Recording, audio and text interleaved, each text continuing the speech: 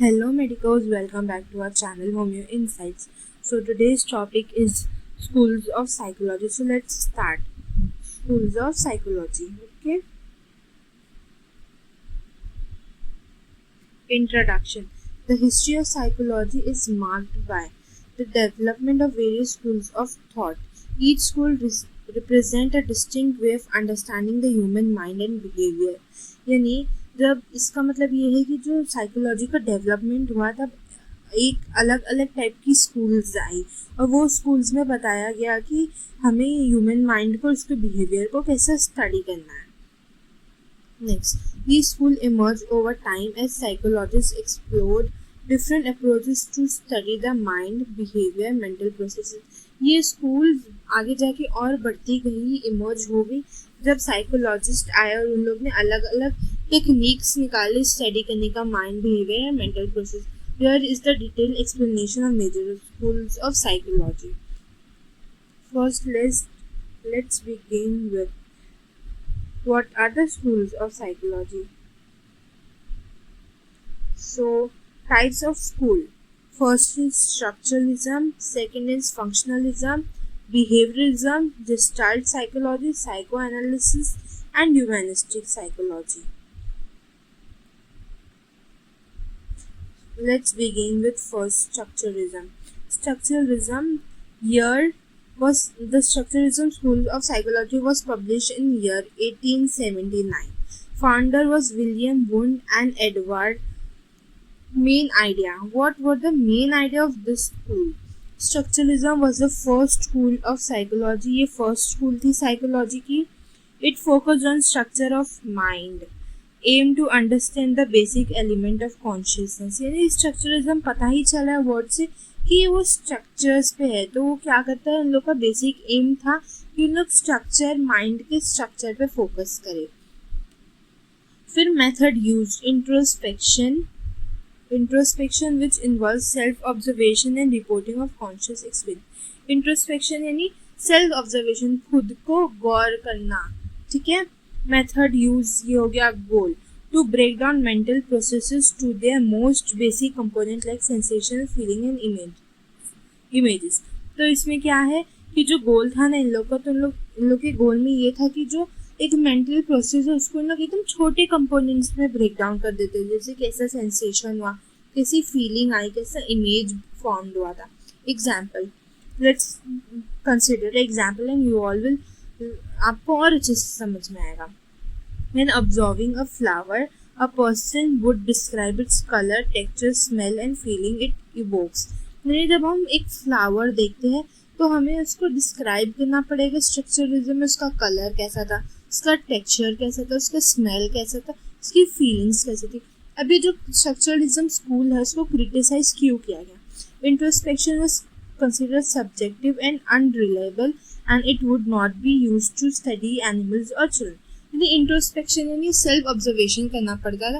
तो self observation में जैसे सब्जेक्टिव सिम्टम्स ही पता चल देते और वो सब्जेक्टिव सिम्टम प्रूव एनिमल पे प्रूव नहीं किए जा सकते थे चिल्ड्रन के, क्योंकि चिल्ड्रन लोग को अभी इतना नहीं पता है कैसे बताना है, क्या करना है.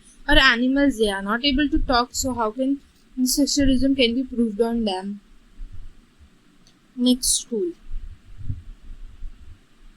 Functionalism. Founder were first year, you have to mention here, it's important. 1890. Founder William James. Also influenced by Charles Darwin. यानी इसका फाउंडर था विलियम जेम्स जो इन्फ्लुएंस था चार्ल्स डार्विन के. Main idea, functionalism focused on purpose of mental process and behaviour. It asks what is function of consciousness. Functionalism में commonly main idea क्या था कि उन लोग फंक्शन देखते थे. What is function of consciousness, नहीं कॉन्शियसनेस का क्या फंक्शन है वैसा. Goal, to understand mental activities help an organism adapt to environment. इसका गोल क्या था कि जो मेंटल एक्टिविटीज है उसको समझना, उसको अडेप्ट करना ताकि वो इन्वायरमेंट में रह सके. Method, observation and introspection with an emphasis of practical application. इसमें मेथड यूज था कि ऑब्जर्वेशन करना था, इंट्रोस्पेक्शन करना था, यानी सेल्फ ऑब्जर्वेशन करना था और उसको practical day to day life में इस्तेमाल करना था. Example, fear help us escape danger, so it is survival function.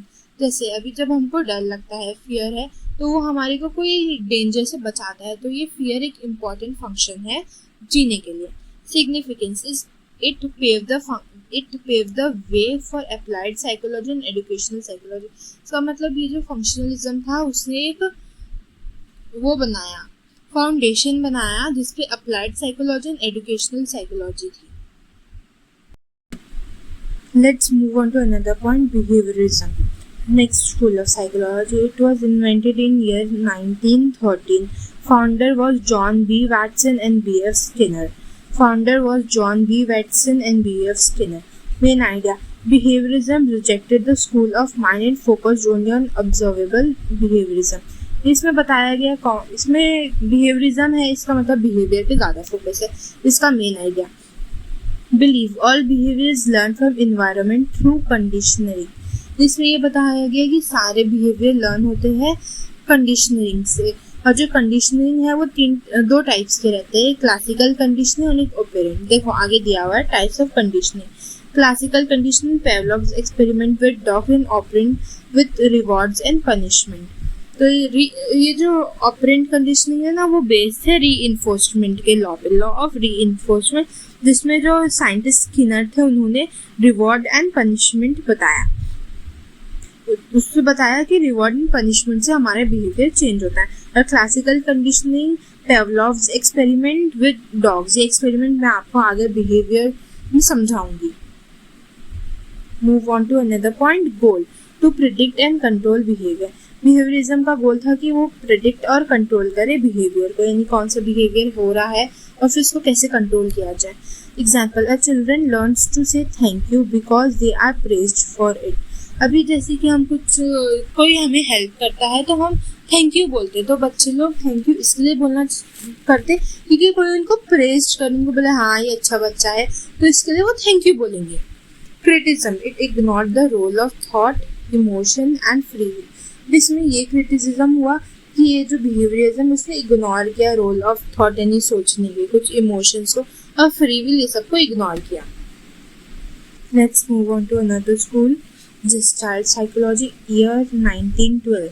Gestalt Psychology का ईयर 1912 और Behaviorism का 1930. So remember that.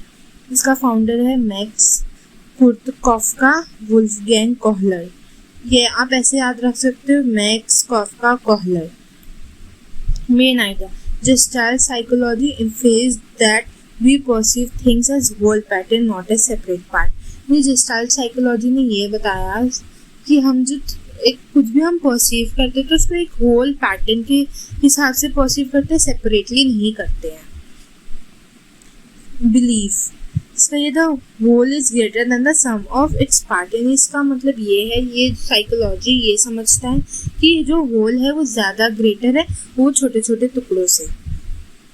Focus: perception and problem solving. इस स्कूल का ज़्यादा फोकस था परसेप्शन एंड प्रॉब्लम सॉल्विंग का.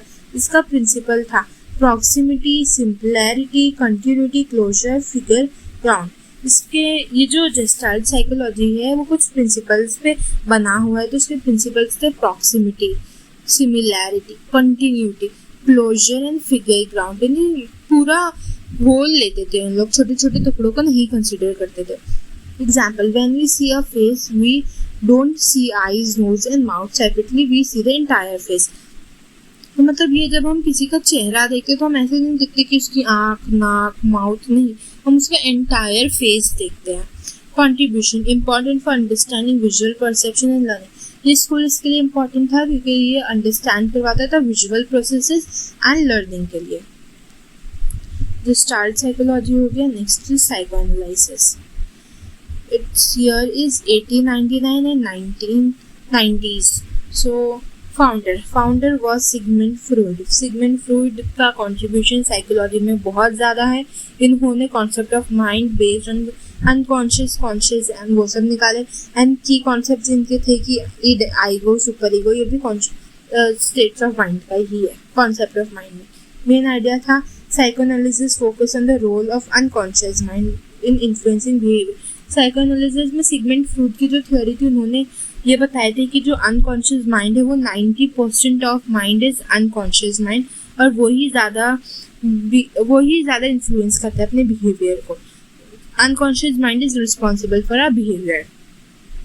की concept ego and super ego, defence mechanism, repressed memories and desires. इसके की कॉन्सेप्ट क्या है कि इसमें ईगो, सुपर ईगो, ये सब बताया गया. कॉन्सेप्ट ऑफ माइंड का है. डिफेंस मैकेनिज्म पे फोकस किया गया.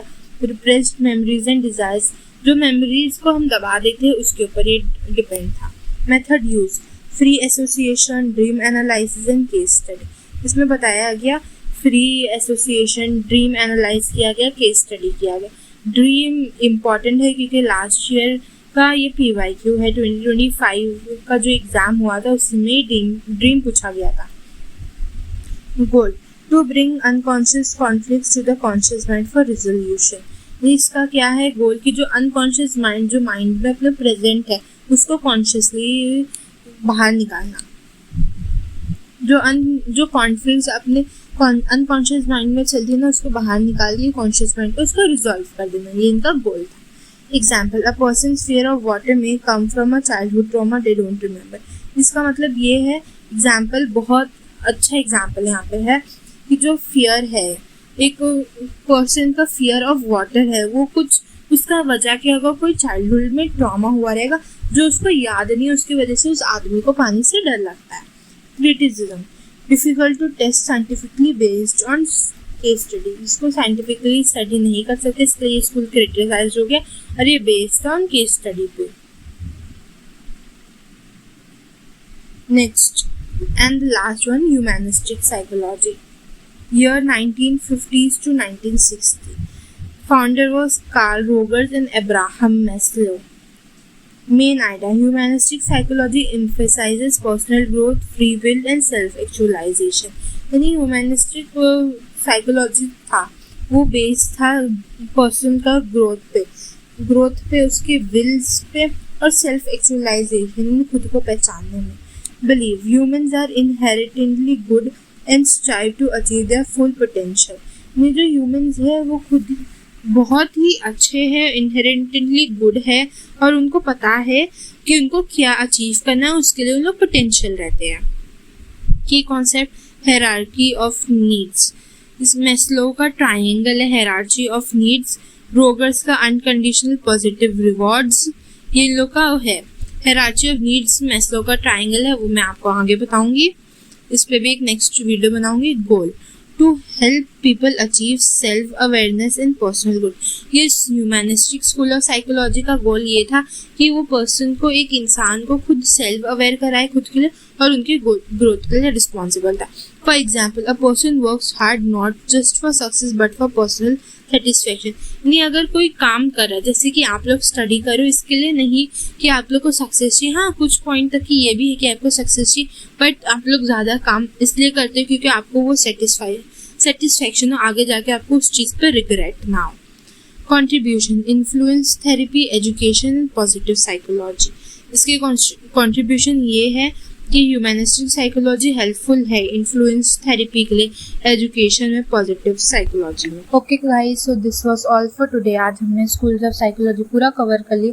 ये एक इम्पॉर्टेंट टॉपिक है क्योंकि साइकोलॉजी में से या तो वाइवा पॉइंट ऑफ व्यू में से बोल देंगे कि स्ट्रक्चरलिज्म स्कूल ऑफ साइकोलॉजी बता, उसमें कौन सा मेथड यूज हुआ था. वाइवा पॉइंट ऑफ व्यू से भी important, and for theory paper also. Theory में भी for MCQ they will be asking you कि मेथड यूज्ड इन स्ट्रक्चरलिज्म और समथिंग एल्स लाइक दैट. या हमें डायरेक्टली स्कूल्स ऑफ साइकोलॉजी भी आ सकता है. अगर LAQ में भी आ गया तो मैंने ये खुद के नोट्स बनाए हैं, इसमें मैंने एक एक चीज़ मेंशन किया हुआ है.